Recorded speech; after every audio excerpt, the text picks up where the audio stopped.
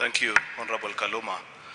To the family of our departed colleague, Sir Charles Omondo Were, our colleague leaders, and all the distinguished mourners, I join the rest of my colleagues in passing our deepest word of condolence, first to his immediate family, his children. We pass our deepest condolence, having known your father and worked with him. Sir Charles was a very amiable character. In Parliament, at the dining area, it's a place where you can easily establish the conduct and the character of a member of Parliament. There are many members of Parliament who never interact or get to know people beyond their village, but not this Sir Charles.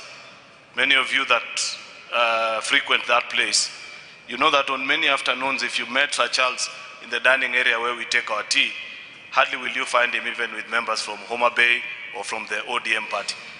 Sir Charles transcended political lines, tribal, and so many other things. This was a fantastic gentleman who didn't deserve to go in the way that he went.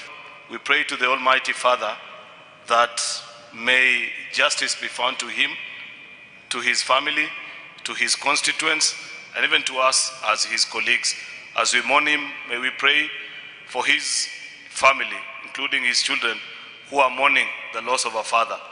Lastly, I agree with the rest of the colleagues who have spoken and say that as a country, we may be facing perhaps difficult times and challenges, but let us not normalize hate against any other human being.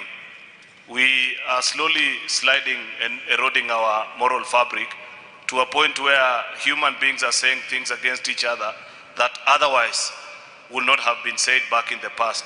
And I don't think it's something that we want to celebrate. I want to urge all of us that to disagree is human, but to hate is not human. Let us tolerate each other. We may not always agree on many things, but love and respect for one another transcend all these other things. May the soul of our departed colleague rest in eternal peace. I thank you.